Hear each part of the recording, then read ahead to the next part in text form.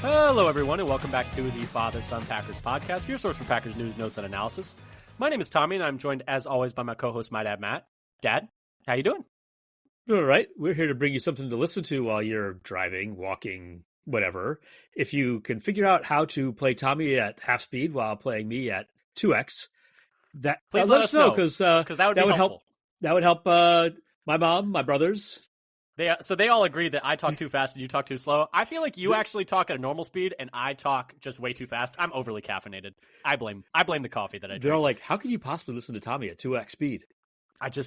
You know what? I'm just a wordsmith, a regular battle rapper. But anyway, there were no Packers games this weekend for us to talk about. The Packers were on their bye week. So we figured that we would bring you a little bit of a bye-week check-in, a bit of a mid-season check-in, because it's a bit, good timing for us as well that the Packers bye week here in Week 10 is right about split in the middle of the season. So we got some stuff that, we want to check in. What's going well for the Packers so far? What's going poorly for the Packers so far? And how do they address those areas where they are maybe struggling right now? But before we get into any of that, a couple of pitches. If you like what you hear, please subscribe. Spotify, Apple Podcasts, YouTube. We would really appreciate it. We really help our numbers out. And also, please follow us on Twitter or X at FatherSonPacker. Wherever, new injury reports pop up, whenever we have a new episode out, we tweet, roster moves, news, reports, etc., content from other Packers content creators that we enjoy, one-stop shop and everything titled down. So please check us out there. Please subscribe. Please leave a review. Please leave a comment. We would really appreciate it. But Dad, we're going to talk a little bit about, our bye week check-in in a second, but we do have a couple news items to touch on first, and these are all per Matt Schneidman of The Athletic on Twitter. So a couple of updates. The first is on Marshawn Lloyd. According to Matt Schneidman, he's going to be designated to return off IR and return to practice this week. And there was also a fun little story from Josh Jacobs talking about how he makes Lloyd ride with him to practice each day just to make sure he keeps his head in it. It's been a little bit of a tough go for Lloyd in this rookie year with most of the season spent injured, most of the preseason spent injured as well. Most of training camp spent injured. He's been kind of off and on with different injuries here and there. Hopefully coming back now can be a bit of a pickup here, but I just wanted to talk about that so we get a little check-in on Lloyd. Nice little story about Jacobs, who, not only is coming in to fill in the shoes as a running back of Aaron Jones, but also I think missing Aaron Jones's leadership a lot, and so showing that Jacobs is also stepping into that role, and that's pretty great. Dad, any thoughts on Lloyd? Any thoughts on that Jacobs story? Well, the story is a great nugget. I think I missed that story. Did that just come out today? No, yesterday. Yesterday. Okay, I missed that when it came out. But there's some good nuggets in there. So it's kind of cool. And these, and there was stories about how Jacobs was really popular in the Raiders locker room as well. Yeah, he seems like an all-around good guy. If you ever hear his story, it's very inspiring as well. Spent some time homeless as a kid and, really grinded his way to make it to where he is. And he seems like, an all-around good guy. And he's been a great addition for the Packers as well, both on and off the field so far. And then the other piece of news that we got, which is from Matt LaFleur, is that there is some optimism that Jair Alexander, Josh Myers, and Evan Williams will be available for Sunday. Nothing guaranteed yet. He said they're going to give him the whole week, and we'll see. But he said there is some optimism there, which I think is big for the Packers because they missed them last week for sure. Yeah, we in both snapping the ball and in the secondary. Yeah, yep. They're Josh Myers. I think maybe has quieted some critics by not playing in Week 9. I think. It's like, I think a lot of people are like. Someday I will be the lineup and you'll miss me. Yeah, and so and that was I think no, that's not true. He missed a few games as a rookie as well. His rookie year, he missed a decent chunk. Yeah. Okay, but Dad, those are our bits of news. So we've touched on those. Let's move on to our bye week check-in, and we're going to start off. We're going to just go by offense, defense, and special teams. We're going to do things we like first, and then things we think that need to be worked on that they're not doing well, and maybe some answers to those. But Dad, you want to start us off? One little comment. If I say no, will it stop you? Probably not. Even though I know what we're doing, and I've got the write-out in front of me of bye week. I heard bye week check-in is like, are we doing these twice a week now? Or is once every 2 weeks? Or once every 2 weeks? It could be either. That's the thing, is bi-weekly, dumb word, stupid word. Because for biannual and biennial, we have two words. Bi-weekly can mean anything. Bi-monthly can mean anything. Like it did, whatever. Anyway, I digress. Do you want to start rant over? Start us off with the offense, Dad, and we'll go with what's going well for the offense 9 games into the season so far for Green Bay. Okay, so for me, the main thing that I wanted to talk about was the rushing game. has been The good. run game has been good. They're third by DVOA in the entire league so far. Fourth in the league in yards per rush at 4.98. Third in rushing yards over expected per attempt. Third in yards after contact per attempt. They're also second in rushing yards over expected and YAC, yards after contact per attempt, between the tackles, and sixth best in the league in rushing yards over expected outside of the tackles. So they've been successful in both areas. So it seems like maybe one the thing I blocking want to touch on there is I really like that those are all rate stats, like per attempt stats, because I think a lot of people will be like, because Josh Jacobs, I think he's somewhere top 5 in terms of total rushing yards on the year. At least he was before week 10.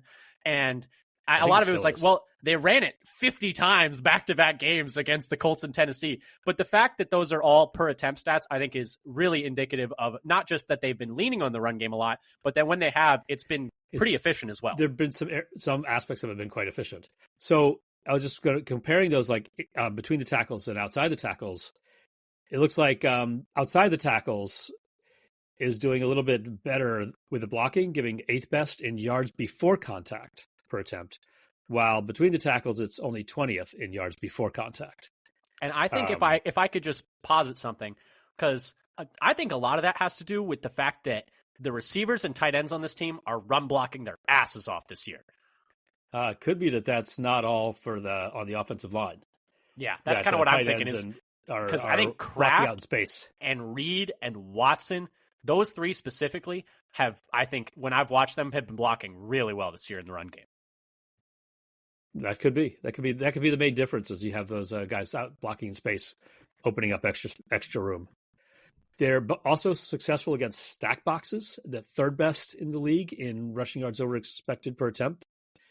Jacobs himself is 7th in YAC per attempt, so yards after contact per attempt, and 5th in the league in rushes over 10 yards with 20 of them.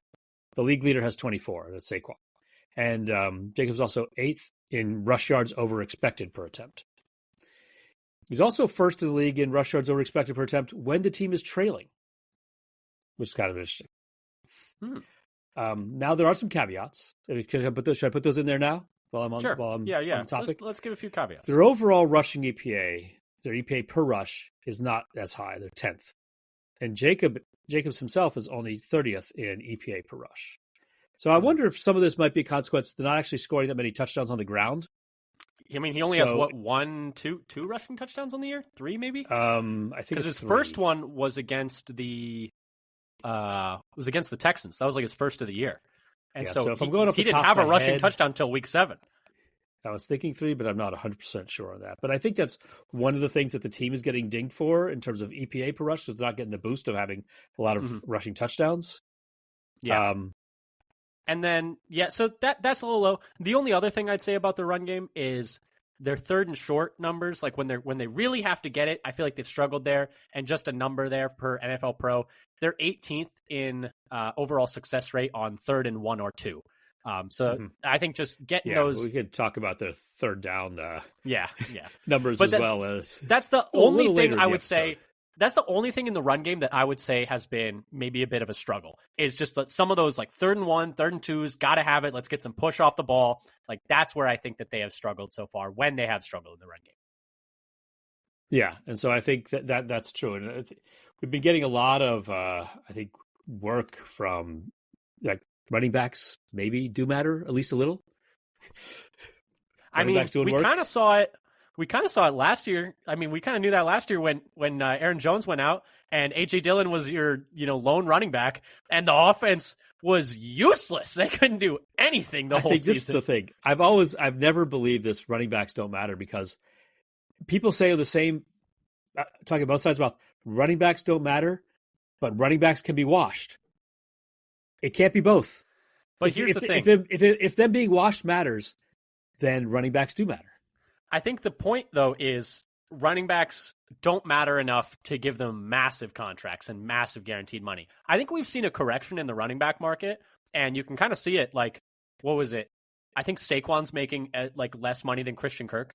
And it's like, okay, it's like we've gone the other way. Yeah, there's just something not right about that. Yeah, so like at this point, and you're seeing it all around the league. You already mentioned Saquon going to a new team, instant impact. Derrick Henry going to a new team, instant impact. Josh Jacobs going to a new team, instant impact. Even lower down the line, guys like Tony Pollard on the Titans is quietly having a very good year, even though that team is struggling.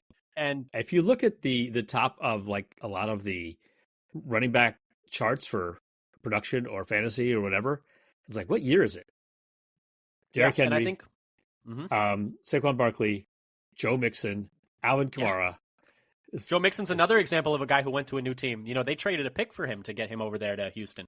And so I think we've maybe swung enough the other way where it's actually a good investment to get a really good running back on a deal that's, all in all, not that expensive really when you look at it as percent of the salary cap. And even when you look at, Jacobs, and they gave him, I think it was, I don't remember off the top of my head anymore, 40 or 48, I think. If I remember correctly. I have to go back and look. I don't remember the numbers. Yeah, I remember correctly, it was 12 a year, but only 20 of it or something like that was guaranteed. A low amount of it is actually guaranteed money. And so, I mean, it seems like a good deal for Green Bay so far. But yeah, do you want to? Sorry, continue. We've got a bit of a tangent here. Do you want to continue on the running game and what's been going well? Or so actually, I've gone through what I had. Why don't you go on to what you wanted to say about what you've liked so far this first half of the year? Yeah, well, so since you mentioned it, this was not the first thing I had, but let's talk a little bit about the offensive line, because I think the offensive line has been quite good so far this year. It seems like they have 6 competent linemen right now, and we've been seeing it around the league. A lot of teams don't even have 3. A lot of teams don't even have 3 competent offensive linemen, and I think, you've seen the strides taken by Sean Ryan. The difference from him last year and 2 years ago to now is startling. He's like a very solid. He went from not only borderline unplayable or literally unplayable to borderline rosterable. Yeah, well, I would say no. He's an average. I mean, that's right where he was. Now. He was at the point. That's what I mean. He went from being almost unrosterable to now being a above average starter. Yeah, average to above average starter. I would say average right guard, which is there aren't that many average linemen in the league. That means they're half of them or they're worse. Exactly. Ish. This is not literally what it means, but it's close. I feel like Josh Myers is having his best season so far as well. And then Jordan Morgan, he's been solid. I wouldn't say he's been blown me away or anything, but he's been solid when he's been out there and, had the versatility to play a little right guard, a little left guard. And we'll see if we ever see him at tackle. I don't know about that one. But so I think that's just also a testament to the coaching there, that you've seen some guys take some steps and you've seen a rookie come in and, be able to, do okay in a part-time role. But just some numbers for you. Let's start off with the run blocking, since we were talking about the run game. This has been a bit of good and bad. So they're 11th in yards before contact per attempt, and PFF actually has them as their number 4 graded team in terms of run blocking, which, for whatever that's worth to you. PFF grades are not everything, but they're another data point. But I will say, those numbers do need to take into account the fact that they are currently facing light boxes at the 6th highest rate in the league and stack boxes at the 29th highest rate in the league. So they're not a lot of guys, coming at the ball on these running plays. So that is just something to keep in mind, that while they are run blocking well, they're not in a lot of stack box situations. And they are still getting stuffed at the 9th highest rate. So they're getting hit in the backfield a little bit more often than you would like, especially with, not really stack boxes that they're going against. So the run blocking has been, I would say, solid, but not amazing. But where they've really excelled is pass blocking. And that's really been the strength of the offensive line. They have the lowest sack rate in the league. And, part of that is due to the fact that Jordan Love is doing really well at, not turning pressures into sacks, although maybe he could turn some more of them into sacks. Not all of that is a good thing. Yeah, he does lead the league, though, in terms of lowest pressure to sack rate per PFF. But overall, for the offensive line, they have the 9th lowest pressure rate allowed. They have the 5th longest time to pressure allowed. So even the pressures that they are allowing are not getting there very fast. And they are the number 1 graded team in terms of pass blocking grade per PFF, for whatever that is worth. So the offensive line this year, I think, has been quite good. The fact that they have some depth there, it seems like, knock on wood that they don't need it, but it seems like they have 6 guys there. And I would say that's my first thing I wanted to highlight, is I think the offensive line has been quite good this year. Yeah, I was going to put in that about the pass blocking, and that's you've already got it in your outline, even though you hadn't added any content. All you did was run in there and tag the important topics First We thing when you call started that the outline. we call that breadth first search. We call that getting to each topic as just putting it in, and then we'll fill in the details later. But anything else on the offensive side that you want to touch on, Dad? What was the next good thing you had for that? Well, that was the main thing I had was about the run game. Okay, well, I had another thing that I think was my number one thing, and I just went to offensive line because we were talking about the run game. Do you mind if I touch on it? No, go ahead. My number one thing is coaching. I think that's the best thing that they're doing on offense right now is coaching. First example, Exhibit A for ladies and gentlemen of the jury, the Malik Willis games. And obviously first, shout out to Malik Willis. Shout out to Brian Gutekunst for acquiring Malik Willis. But just imagine where they'd be if they had gone 1-2 in those games. Just like think about a world where they're 4-5 in a 3-way tie for 10th in the NFC. Think about how much more miserable we'd be if we were sitting there, like just kind of, we're in those games, but just, backup quarterback couldn't really get the offense going. You're trying to just run it. But they were very creative in those games. And specifically, just completely changing the offense. I mean, they ran it 50 times against the Colts. And then against the Titans, they were like, you know what, Malik, we're going to let you cook a little bit.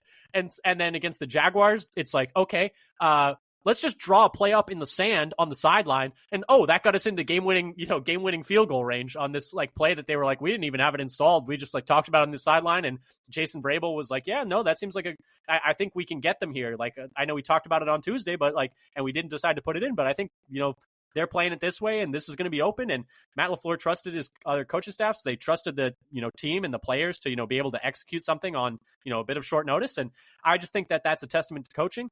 My second example is everything they're doing with motion. Right now, they're using motion on 75% of plays, which is 4th in the league. They're 10th in motion rate on passes and 3rd in motion rate on runs. And I think that's just another example of being, up with the times on what offense is in the modern NFL. You cannot just be stagnant. It does not work. You need to be making the defense move at the snap. I mean, this was something that we saw, previously under Rodgers. He did not like motion. And the offense was always worse when they didn't have it. So that's my exhibit 2 is, that they're using motion at a high rate, both in the run and pass game. And then my final is the Romeo Doubs situation. Like, that is something that is totally in the rearview mirror now. It's not something that anyone's really talking about. And that could have been a huge mess.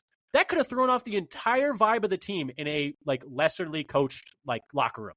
If Matt LaFleur and the coaching staff did not have a good feel for how the locker room was, a good feel for their players, and the players trusted them, that could have totally thrown off the vibe for the entire season. But instead, they suspend him for one game. They show hey, you can't be doing that. You can't just not be showing up to practice. They feature him heavily in the Cardinals game. They don't be like, hey, you got to earn your spot back. They feature him heavily in the Cardinals game to welcome him back. And now no one talks about it.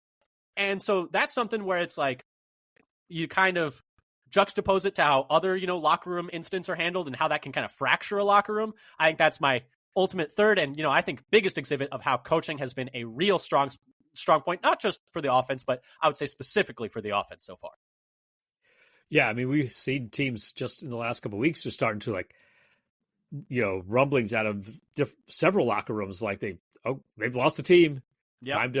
Time to dump a coach or time to dump an assistant coach. Mm-hmm. Exactly. Yeah. I mean, we'll be talking about the Bears later this week when we do our pregame for that game. But if you just juxtapose if you just juxtapose it like the Romeo Doubs situation where he didn't show up to practice and they suspended for a game and then brought him back and it's, in the rear view versus the Tyreek Stevenson situation where, I would say they're different situations, but the way that situation was handled and seems to have caused a lot of, fracturing a bit of that locker room. To the point where, and we'll talk about this when we do the pregame, they fired their offensive coordinator yesterday, or maybe it was early this morning, I forget. But just the fact that situations like that, where a player has to be disciplined, and how is the locker room going to take that? How is that player going to take that? It's just, I just mentioned the Bears situation to show that at times that can be a real negative for a locker room, but at other times, if you have a coach who handles it really well, you can move past it and just keep growing from there. And I think that's another great example of what Green Bay's coaching staff has done this year. Yeah, they've really done a good job of keeping it together, keeping everybody on kind of schedule and what we're here for. Yeah, and that's not even to mention another example of that is Preston Smith requesting a trade. We didn't hear anything about that for several weeks. And I think that's like a testament to the locker room and a testament to the coaching staff. Like, he requested a trade. We didn't hear about it till he was traded. So, like, that's also, I think, a testament to, like, also, Preston Smith trusting the coaches, like, they're going to do right by him. Like, they're not going to totally, like, leave him out to dry. There aren't, like, no outside, like, teams leaking things like, oh, he wants to leave, da-da-da-da-da. Like, no, we didn't hear about that till he was already in Pittsburgh, so. Yeah, and I think there was this rumor that, okay, Preston might get traded. That must have been coming from, like, his agent or something.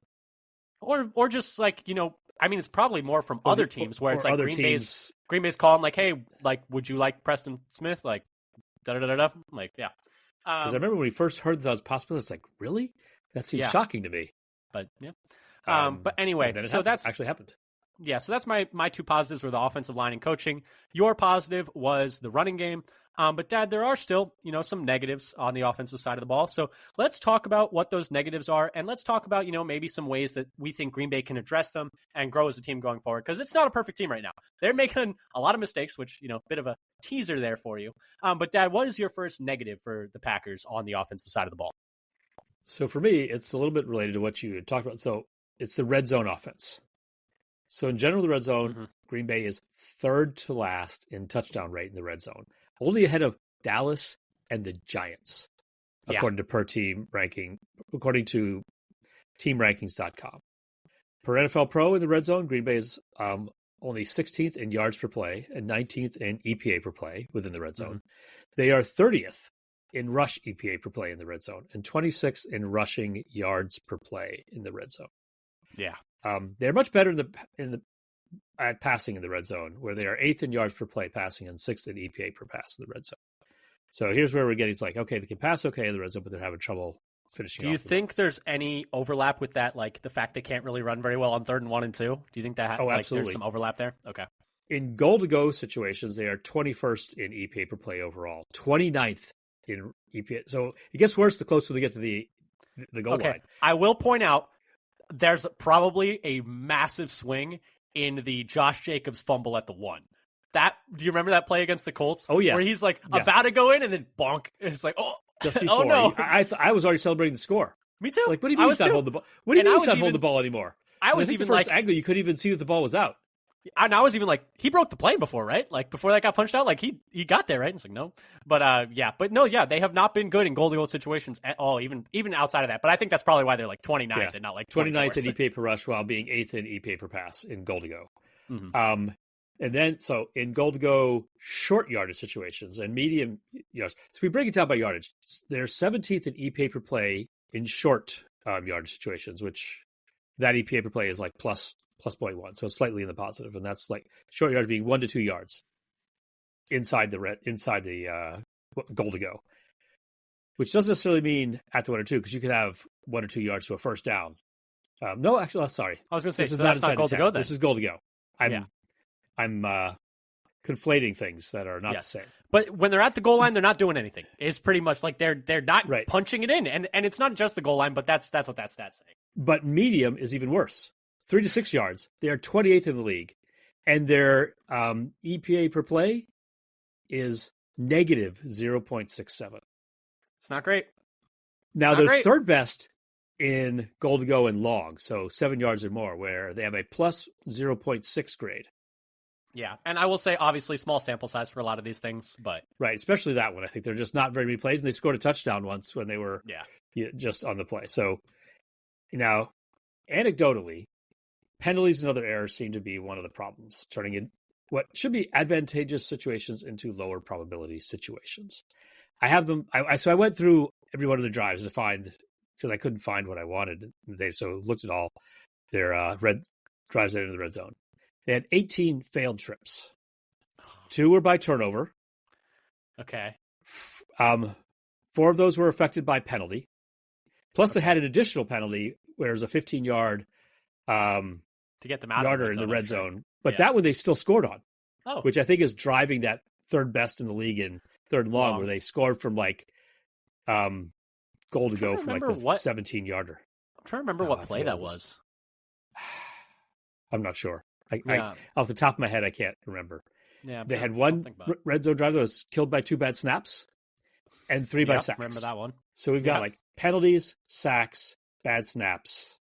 So like And they 2 by always seem to turnover, come at the worst time. four drives by penalty, one drive by bad snaps, and 3 by sacks. So there's a lot of aim at foot and fire And they inside the red time it zone. perfectly for the red zone. I mean, honestly, they do it all the time, and this kind of transitions a little bit into mine. But I'll just a little foreshadowing there. Yeah, so you have this whole issue with, especially when you feel like you're a goal to go. It's already like you get a goal to 9. It's like, oh man, this kind of sucks. You feel like it's hard to get in from goal to go at the 9 because you don't have the extra room at the back for opening up the play. And then if you back up to like the 15, it's like, oh well, now you're behind the 8 ball. So what are the possible problems? Is it a run blocking problem? They're 13th in power success on offense by DVOA and 12th in stuff percentage by DVOA, both from FTN Fantasy. Is it an alignment problem? So I haven't looked at how they use the different alignments. In short yardage situations, in running out of the shotgun, they are 22nd in the league in rush yards. Stop running out of the shotgun, for the love of God. But this is just compared to other teams. So other teams are also, I think other people feel this way too for other teams, but they're 22nd league in rushing EPA per attempt running out of shotgun. And passing out of shotgun in short yards, they are 20th in EPA per pass. So, and I will say, though, for the shotgun numbers on the run, there were a couple games there where they couldn't do anything but shotgun because of Love's knee or because of Love's groin. This is where we're looking at how things might get better. Is that I think some of it is they had them do shotgun more than they would have otherwise, and it kind of took away some of their other options. Out of the pistol, they have the 5th best EPA per rush, but the 23rd best EPA per pass. Okay, it's kind of on that's its head. Yeah. I don't feel like they've ran much pistol this year. And under center, they 11th best in rushing EPA per attempt, but 26th in passing EPA per attempt, which may be another thing about Love's mobility. Yeah, where he has trouble, getting out from under center with a. Yeah, so I feel like we're hoping that a lot of these things are gonna the self-inflicted penalties. Things like, please just clean up this focus and discipline, and that Love's leg getting better. I think it's gonna open up the playbook a little bit more and make some of the things they're doing more effective. Hopefully. I think they need to figure out what they're doing on those short runs and stack box runs, because we talked a little bit already about how they're not good on those third and short, 3rd and 1 or 2 runs in terms of success rate. They're also 22nd in success rate at running against stack boxes per NFL Pro. So I think maybe you're getting down to the red zone and everything's getting a little tighter and there are more guys near the line of scrimmage and they can't do anything in the short yardage there. They can't move the line of scrimmage, which all got culminated, I think, in that fourth and short that they failed to get against the Lions, which kind of felt like the end of the game. And then the other thing I was thinking about was, what are your thoughts on some 6 O-line stuff? Jumbo, or whatever you want to call it. Where you have a lot of teams are doing it. You have Jordan Morgan, who's super athletic and has played tackle before. Obviously, you don't want to put too much on his plate, which I totally get. He's a rookie. But I just think that is an avenue they haven't explored at all. And it's just something that I'm like, would that work? I don't know. Just they haven't run it even once, and they've used it other years. Exactly. But they've done it other years. And not one time, even though they have, they're rotating starting linemen because they like Morgan and Ryan. So they clearly have 6 linemen they feel pretty good about. So, yeah, that's just something I'm wondering about. If you keep not being able to run it in short yardage, is it time to just get another lineman out there? Do you have to do more stuff with a fullback? Maybe putting Tucker Kraft in line, running Tucker Kraft as a fullback? I don't know. Because how much has he gone as a lead blocker? He's gotten in the backfield every once in a while, and they do some, but I don't think he's necessarily going as a lead blocker, is he? And I'm just saying these are just some things that are rumbling around my brain in terms of what they could fix, maybe, or what they could try to improve the short yardage. Because when you look at it, it's you're not changing the interior of the offensive line, probably. And so you're not going to be just have the line block better, which maybe you could. Jacobs is a good short yardage back. So what is the problem? What is the disconnect there? I don't know. Is their best play the snap to Tucker Kraft? I was going to say, do they just need to run that on 3rd and 2? Spam that. So they can run it on 4th and 1 to get 2 straight yards? I mean, it's working right now. Teams are starting to get ready for it, though, I think. Yeah, hopefully that just becomes as effective as the tush push. You just can't, it's coming, but you can't stop it. but no one's pushing him. So, I know. I said as effective as. yeah, I suppose. The thing that I has a negative though is very similar to yours, especially when you were talking about how they keep shooting themselves in the foot in the red zone. They keep shooting themselves in the foot everywhere. It's not limited to the red zone. Mistakes, I think, are the biggest negative right now for the offense. Turnovers. Love is tied for the league lead in interceptions with 10, despite playing just 6.5 games. Although I will say he's 15th in turnover-worthy play rate behind guys like Dak, behind Stafford, behind Goff, behind Cousins. So his turnover-worthy play rate is lower than a lot of quarterbacks with fewer interceptions than them, although I think Goff is like a lot closer to them after throwing 5 on Sunday. After those five picks. But yeah, so and I think those 5 picks may have all been turnover-worthy plays. Yeah, so turnovers are a problem. Penalties, and this is per NFLpenalties.com. They have the 5th most offensive penalties per game, and I went by per game because some teams have had their bye, some teams haven't.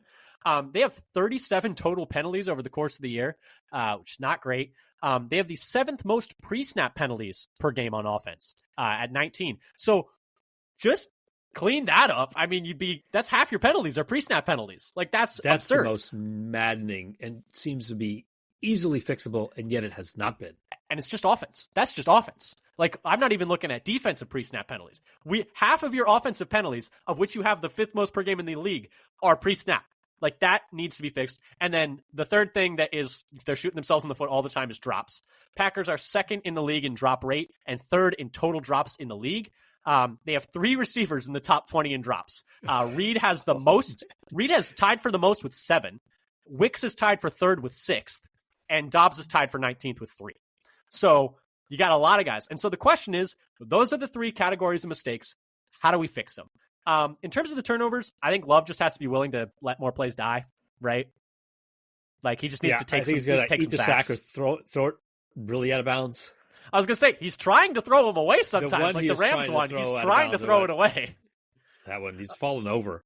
That's another one where I think, like that one, and even the little one most recently against the Lions, he is trying to run and he can't quite get as much speed as he expects. That's where you hope it's a mobility thing, where it's like if he's a little more mobile, you don't get put in situations like that. Because I think he doesn't start falling over where he just has to fling it in the Rams game, and he is able to get more separation on his scramble in that Lions game and has more time. He got to the point where, I can't actually run as fast as I want with this groin injury, and so I have to get rid of it now. Mm-hmm. Exactly. I think that was something there for sure. In terms of the penalties, maybe you simplify the offense down a bit. You like cut down on the play calls. Are there just too many calls? Is it too complicated for like guys where it's like they don't know what the play is, and that's why we're getting all these false starts? Because we had 4 false starts at home. Like that can't happen. That should never happen. That is awful. You have you don't need to go to the silent count or anything. Like you're not getting thrown off by these guys. So I think they maybe just need to pare that down a little bit. And then in terms of the drops, I think you might just need to limit certain players' roles. Obviously, you cannot afford to take Reed off the field. He's your best receiver, and you're just going to have to live with some of those and tell him, hey, man, we're going to need you to catch these. I think maybe, though, you might need to start limiting Wicks. Right now, he has the 3rd most targets on the team. He's averaging almost 5 a game. Now, he did have 13 in one game, so that does skew it a little bit. But in terms of his targets, he's only caught 16 of his 42 targets on the year. So even when he's not dropping it, they're not completing. Like, that's a 38.1% catch rate, which is 2nd worst in the league amongst qualifying receivers. 2nd worst. That's brutal. And he has the 3rd most targets on the team. By snap counts, he's closer to like the wide receiver 3B. Like, him and Watson are pretty close. I think you might need to move him to a more defined 4. My only worry is like maybe he seems like a guy who does get in his head when he starts making mistakes, and I worry you might crush his confidence. Is the only thing I'm worried about there. I think at some point you've got to say, well, it is what it is. We can't stick with what we're doing. Yeah, you're gonna have 16 to get 42 targets. 16 to 42. That's brutal. I didn't realize it was that low, below 40. Yeah. And like obviously some of them aren't catchable, but it like nowhere near some of these other guys who are like Reed has 7 drops, but he's catching still like 60+% of the targets thrown his way. Like Wicks is, even when he's not dropping them, they're not getting completed. So, but yeah, that was my big negative on the offensive side. And I think if they could just clean up the mistakes, they could be such a good team. but I guess we'll see. Anything else on the offensive side that you wanted to touch on in terms of negative stat, or should we move over to defense? Well, I had more I wanted to talk about on offense, and some of it is negative. And I just felt like we couldn't get to the that about halfway point of the season without going to a little deeper dive on Jordan Love. And he needs to be a little bit better, I think, for us to really compete with the top of the league, have a chance to win the whole thing, and closer to what he was the second half of the season last year. And so, just to look at some of these numbers, according to PFF, his turnover-worthy play rate of 3.7% is 20th lowest in the league. Yep. Over the second half of last year, he was 9th lowest at 2.3%. And over the first half of last year, he was 12th at 2.8%. So right now, so far this year, it's even worse than the beginning of last year, where we were thinking he was, struggling a little bit. So yeah, he's like slightly above average in terms of turnover-worthy play rate. But you'd like him down closer to, like lower. Yeah. Yeah. So I'm thinking about like where we were last year. It's like, because we had this hope, okay, is the second half of last year, which was like a dozen games. Is that his main most likely outcome? Now, his adjusted completion percentage is 74.1%, which is 17th in the league this year. And if you compare that to the second half of last year, he was 5th best in the league at 76.7%. So not as good as that, but still way better than his first half of last year, where his adjusted completion percentage was 31st in the league at 65.9%. So that's something where he's not quite as good as the second half of last year, but much better than the first half. His completion percentage over expected so far this year is 28th by RBSDM, with at negative 1.3, so below expected. After, so the second half of last year, after week 8, he was third best in the league at plus 5.3. So he is well exceeding his expected completion percentage. In weeks 1 through 8 last year, he was 30th at negative 5.1. So again, he's a little better than the first half of last year. So far this year, a little better than the first half of last year. Not as good as the standard he set in the second half of last year.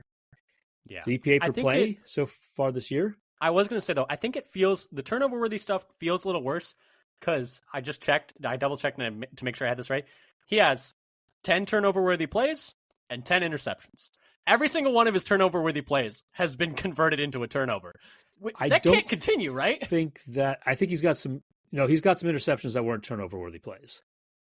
Oh, you're probably right. That's a good point. Like the Melton, I don't think that should count as a turnover-worthy play. He just falls down. It goes right over his head. That's a very good point. And then there's a deflected ball or two that also gets picked. So I think he's had some picks that weren't turnover-worthy plays, but they've evened out. Yeah, that's true. That's a good point. Sorry, continue. And then also getting to next, his EPA per play, he is 16th so far this year. After week 8, so second half of last year, he was second best in the entire league. First half of last year, he was 13th best. So he's actually not as, it's kind of in the ballpark of last year's first half, but nowhere near what he was in the second half. According to FTN Fantasy, his accurate throw percentage, so on target throw percentage, is 28th in the league right now at 72.1%. From week 9 on, so second half of last year, his accurate throw percentage was 77.3%, so 7th best. And now he's 28th best. And last year, the first half of the year, he was 29th. So it's kind of similar this year to the first half of last year. So some of this may come from his like reduced mobility, disrupting his normal mechanics or ability to stay free of pass rushers longer. So what we're hoping is that he has having the 2 weeks off and has had more time to heal while playing, that he can get more back closer to the second half of last year. And while for a lot of things, he's a little bit either in between the two or closer to the first half of last year. Mm-hmm. And we're hoping to see that more elite second half of last year play more frequently. Yeah, and I think that's fair. I do think that he's played pretty well this year, though, in my opinion, besides the turnovers, which obviously is like, other than that, how is the blame is Lincoln? But I think besides the turnovers, I do feel like he has played pretty well. But I see what you're saying, where he's not quite been as good as he was at the end of last year. I don't mean he's saying he's playing poorly, but he is not playing up to the standard that we were hoping based on last year's second half. Yeah, and I think, it's on him. It's on the playmakers and the pass catchers to catch the football, please. But you're the right. drops are not helping him in some of these like completion percentage over expected numbers. Yeah. But let's move on, though. I totally agree, though, Dad, but we're getting a little long on time. So let's move on to the defense. Oh, this is going to be a thick episode. Yeah. Triple C exactly. at the end. 2 Qs. Two but Qs. Anyway, let's move on to the defense, and let's start off with what we think they're doing well. What do you got first there? So I have a couple of different things. Let's start with the run defense is improved. So far this year, they're 14th in rushing DVOA on defense, which I'll take because last year they're 26th. In 2022, they were 31st. In 2021, they were 26th. And in 2020, they were 18th. So 14th, 2 thumbs up. Yeah, take it. In the rush defense. And anecdotally, it's been better too. Like it feels like it's been better also. In passing DVOA, they're 13th, so about middle of the road or slightly above the middle, which is better than their average over the last few years. Last year, they were 26th. They did have in 2021 and 2020, they were a little better than this in passing defense. Overall, they're 9th in the league in defensive EPA per play. Mm-hmm. So those are kind of the big picture things. Yeah. And I have some other things to go over as well if you want to talk about some of the things that you have that are going well. Well, the thing I really wanted to highlight is how good they've been on third down this year. And they've been really good on third down. They are allowing the 5th lowest conversion rate in the league on third downs at just 33.01%. So they're getting teams off the field. They're 1st in EPA per play on defense on third downs. They're 3rd in EPA per carry on defense on third downs. In terms of their third down passing defense, they're allowing the 6th lowest conversion rate on passes and 11th against the run. So they're not allowing conversions through the air or on the ground. And I'm not sure what it is. I don't know why. I think they're just playing better on third down. When you look at the pass, they're 3rd in pressure rate on third downs at 50%. A 50% pressure rate on third downs, and normally they're 24th at 32.2%. So they're getting a lot more pressure on third downs. And they're also 5th in average target separation on third downs. And they're normally 22nd. So they're playing way better coverage and they're getting way better pass rush on third downs. And then in terms of the run, that's all receivers, regardless of position or alignment, right? Just target. But yes, all receivers, regardless of position or alignment. And then against the run on third downs, they're 4th in stuff rate, and normally they're 11th. They're 4th in rushing yards over expectation, and normally they're 18th. And they're not even stacking the box any more than usual. They're at 19.2%, and it goes up to 19.4. Goes up to 19.4% on third downs. There is zero actual difference between those two numbers. Exactly. So I have no idea what they're doing, but whatever they're doing is working. So because they're getting way more pressure, are they covering blitzing more on third than other downs. They're like an average blitz rate on third downs. They're blitzing more on third downs, but it's not like they're like cranking it all the way up. They're like I think 16th or 17th in the league at blitz rate on third downs, and otherwise they're lower. They're like in the mid 20s. So it could just be that, but they're getting more pressure. They're playing better coverage. They're stopping the run better. Like they're doing everything just way better on third downs. So it's been good. Why is this saved only for third downs? Well, if you keep blitzing all the time, you're gonna get. They don't seem to. I think that probably ties into your point a little bit on how good the run defense has been. I think they're maybe just leaning into that. I don't on the early downs. I don't know, but maybe you're right. Maybe they should be blitzing more often. But anyway, that was my first positive. Dad, what'd you have? You said you had some more. Yeah, so we had the sort of big picture things. You talked about the separation they give it up to targets. So targets out wide, they're only giving up the 7th fewest yards of separation to targets lined up out wide. Which is kind of surprising because not down specific. They've had a rotation at that outside corner spot. They have played a lot of guys there. It's kind of surprising. So the other thing I want to shout out are rookie defenders. Yeah. There are already 2 who are basically full-time starters, and a third is getting there. Evan Williams is 1st in defensive grade among all NFL rookies at all positions. He's also, according to PFF, so that was defensive grade by PFF. And among all safeties, so not just rookies, he is 6th in overall defensive grade, 7th in coverage grade, and 10th in run defense grade. They've missed him. They've missed him these past 2 games. He's a steal draft. I don't know if you saw, somebody did a redraft about a week or 2 ago and had Evan Williams like mid first round. Hey, I can't really had him go to, but he's like one of the steals of the draft so far with how he's playing. Yeah, and he's playing great. Cooper's playing great. Yep. Edgerrin Cooper is second among all rookies in PFF pass rush grade, regardless of position. And he's He's a great first blitzer. in. That was something we talked about coming into the draft. Was like this, or coming out of the draft rather. It's like this guy can blitz. Like this guy's going to be fun for the new DC to use, and he has been. Yeah, and if you look at just off-ball linebackers, regardless of class, so not just rookies, he is first in pass rush grade amongst all linebackers. Yeah. Now, if you look at, and then their other basically rookie starter, Javon Bullard, he's 11th in run D PFF grade as well amongst all rookies, while also being 6th amongst all rookies in defensive snaps. So they're getting a lot of quality time from rookies who you hope will just keep getting better. Hopefully. And, obviously development is not linear. But yeah, it's been great to have It's going to be exponential, baby. That's true. You never know. But no, yeah, it's been great to have all three of those guys. And I think Bullard's played well. It's just that Williams and Cooper have been so impactful that I think his, contributions have maybe been a little bit quieter. But I think Bullard's been good as well. And that kind of leads me to my second positive for the defense, which is coaching. I really like what they're doing on that defensive staff. In terms of, getting those rookies up to speed is definitely an exhibit of that.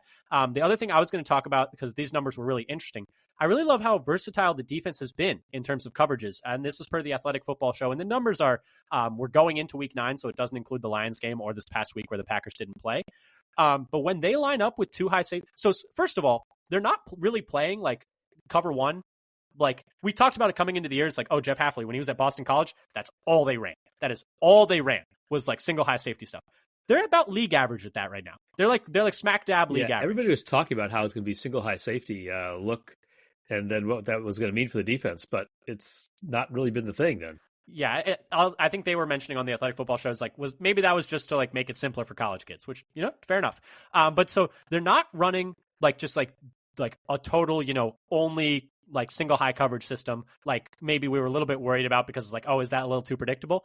And when they are lining up with two high safeties, and this is the specific number I was talking about per the Athletic Football Show because I thought this was great. When they are lining up with two high safeties, they don't play a single coverage, whether that's 1, 2, 3, 4, or 6, any more than 25% of the time or any less than 15% of the time. And so I really love the versatile looks they're getting to out of these two high shells, where it's like they're moving things around, they're having their safeties rotate, they're bringing guys back, they're bringing guys forward, they're sending extra guys. And so I really love the way they're coaching the coverage to be versatile and to be not predictable, because that was one of the big things I was hoping for coming into the new DC hire, was let's get a guy who's willing to mix things up and try and confuse the opposing quarterback. And I also really like how they changed their entire lineup to get their best 11 guys on the field, in terms of, taking Bullard, who started the first few games at safety, taking him down to the slot, taking Nixon, who they really like, and moving him outside where he'd never played before and has looked pretty good so far, all just to get Evan Williams on the field. And we've seen that was the right call. Evan Williams needed to be on the field. He needed to be on the field. In the league and one of their best defensive players, period. Yeah. So I really like what they've done there. I really like what they've done in coverage. And I think that the coaching has been a positive so far for the defense. Any thoughts on that, Ted? No, I think it's it's interesting that they're using so many different formations and not just having a couple snaps here and there for some of them. They're all getting used a decent amount. Yeah. I thought that number was crazy. It's none less than 15% at all. They're just, and that's only when they're lining up with two high and rotating around. But still, that's pretty good. I like that. I like that a lot. But Dad, the defense has not been perfect. There have been some negatives. What do you want to touch on first there? Yeah, so the first thing that I was going to talk about is their sort of down-to-down success rate is lacking. Yeah. For RBSDM, they're 28th in defensive success rate. Overall, they're 31st in passing success rate on D and 18th in rushing success rate. So they're little turnover dependent, a little bit. Right. They're letting teams kind of just move the ball gradually down the field. And so if they have to just get a plain stop, that's been a little difficult. An old school, what that means? Just gonna force a 3 and out. Get them off the field. What that means is probably, given the fact that their third down conversion rate allowed is very low, and they're getting a lot of turnovers, they're probably just getting killed on first and second down. They're just. I gotta say, there are probably a lot of series where there is no third down. Yeah. They're just teams are marching gradually down the field with getting first down on first or second down. Mm-hmm. Exactly. Yeah. So, kind of holding up at the point of attack against the run is a little bit. They're 23rd in stuff percentage by DVOA on defense, though they're 8th in power success on defense, so that's a little bit better. But their overall adjusted line yards is 23rd on defense. Yeah, they're not getting a lot of knockback there. Yeah. Overall, in separation receivers, besides the outside wide receivers where they're good, they're only 22nd on all receivers in the whole. 26th in separation to slot receivers, and 27th to pass catchers lined up tight in formation. This correlates with them being 28th in the league in covering tight ends by DVOA, according to FTN Fantasy. Yeah, that tracks. So that's something that they've struggled with. Receivers lined up close to the. I am trying to remember, though, line. Just one thing. Was there a game where they really got killed by tight ends? Like, I'm trying to think, like, McBride, McBride didn't kill him. Laporta didn't kill him. Hawkinson wasn't back yet when they played the Vikings. Goddard didn't kill him. The Colts and Titans don't really have, super great tight ends. I feel like they haven't gotten absolutely shredded by a tight end, at least. No, I don't think they've been shredded. I think it's just more of those, like, death by 1,000 cuts kind of things that they've been giving up in general on defense. Yeah. So some of the things, these are some of the problems with some of the coverage or the success rate. So what can we do to improve it? I think one of them is personnel. Play Valentine over Stokes more. Yeah. Play Edgerrin Cooper more than everybody. Cooper still seems to be behind Wilson as well as Walker, based on Week 9 usage when all four played. Cooper's PFF coverage grade is 77. The other linebackers over the last 5 games, so Cooper's 77 over the last 5 games, all the other linebackers, their pass coverage grade is below 50. Ugh. Way worse. Yeah. Way in the red. Walker, McDuffie, and Wilson are not great coverage guys. It's not really what they're doing. And Cooper's passer rating when targeted is 81 compared to 94 for McDuffie, 96 for Walker, and 118 for Wilson. Yeah. So he is by far their best coverage linebacker. And he's by far, as I told you before, you can take coverage out. He is by far their best linebacker. By far. I don't think it's close. I'm sorry to say. Yeah, he just needs to be on the field all the time.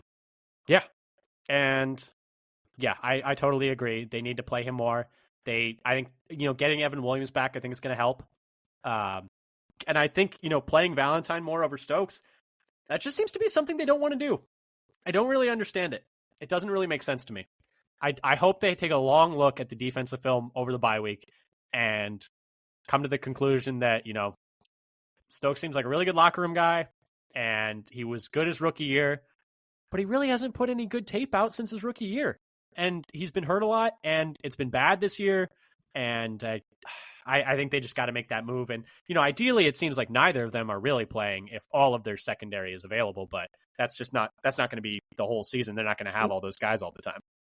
Right. Like we've had, hopefully Jair stays healthy. Hopefully, and it turns out Evan Williams is critical for the performance of the defense we discovered. Yeah, it's like the defense just doesn't function if he's not there, apparently. Although, that was most of the Jaguars game. They were a little bit. That was that part of the Jaguars game when he was unavailable. The negative that I want to touch on is very obvious. The pass rush. It's just not good. It's just this episode could not pass without discussing the pass rush. So the thing is, when Green Bay is able to get pressure, the defense has been fantastic. They allowed the 3rd lowest EPA per pass in the league on pressure dropbacks, and the 14th allowed in non-pressure dropbacks. So when they're able to get pressure, they're a top 3 pass defense in terms of EPA per play. The problem is they're almost never getting pressure, and the pressure they do get is super slow to get there. They're 24th in pressure rate in the league, and all these numbers are per NFL Pro, and they have the 10th slowest time to pressure. So they're not getting much pressure, and it's getting there late as heck. And the opponent has correspondingly, the 9th longest time to throw in terms of average opponent time to throw. So teams are just able to pat the ball back there and hold it. And I think it really is a testament to whatever the heck they're doing on 3rd down that they're able to be so good on 3rd down, but because it's not working most of the time. They're about average in sacks and sack rate, but I'm not entirely sure how you improve it. So looking at some of this, maybe the Packers seem to think that giving more snaps to Enigbare and Lucas Van Ness by trading Preston Smith, although we did, realize later that that was a trade request. Maybe they think that that will help them, but I'm not sure. Enigbare and LVN do have higher pressure rates, but it's 7.7 and 7.2 compared to 7.1, which they're all pretty unremarkable. Those are pretty bad. The second thing maybe is blitz more. We really don't do it very much at all. We're only at 18.7%, which is 29th in the league. We do blitz more on third downs, though, at 29.7%, which is 16th. And what else do we do on third downs? We do well on third downs. But the thing is, we've had mixed results when we've blitzed. We have a 52.5% pressure rate when blitzing, which is second in the league, on teams that are blitzing, which is great. But the problem is we're not getting home enough. We only have an 8.2% sack rate, which is 20th. So we're getting a ton of pressure, but we're not getting any kind of actual, negative plays out of it as much as we'd like. And accordingly, we're not really defending well when blitzing. We're allowing 0.09 EPA per pass allowed, which is sixth worst, compared to our negative 0.2 EPA per pass allowed when specifically not blitzing, which is fourth best in the league. So in terms of EPA per pass, our defense is actually better when it's not blitzing, even though we're getting no pressure when we're not blitzing. So I don't really know what the answer is. I'm just giving you some numbers. So pretty much, in summary, when they blitz, they get pressure, but they're not getting enough sacks. And because they're not, getting home, the teams are able to hit plays on them. And their actual EPA per pass allowed is worse when they're blitzing than when they're not blitzing, even though they aren't getting pressure when they're not blitzing. Doesn't actually make any sense, like when I'm saying it out loud, but I don't really know what you do. I think this is like what few sacks we're getting are like coverage sacks. So maybe it's just that we need to have as many people back in coverage as possible.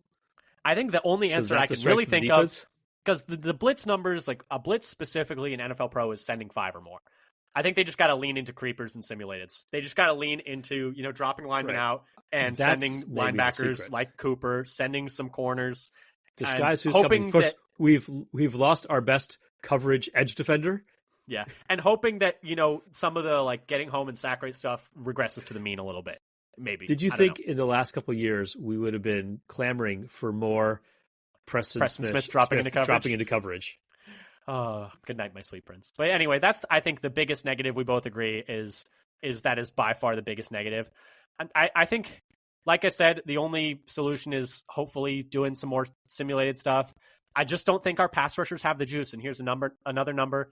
Just looking at get off on third and long plays. So third and 7+, looking at get off, which is just a metric of how fast a player is able to get out of their stance and start rushing the passer.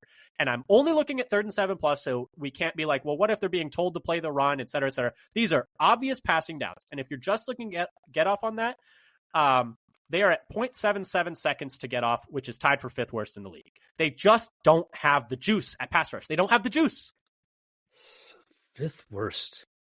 Yeah, on third and longs, on obvious passing downs. Right. They just can't get off they can't run. They can't rush. They have no juice. There's no explosion. I don't really know what the fix is. I think we need to get 7 or 8 guys up at the line, and so they don't know who's coming. Yeah. And they've been doing that a little bit to their credit, and another credit to the coaching. But That's definitely the biggest negative so far. Dad, anything else on defense, or should we wrap things here up with special teams real quick?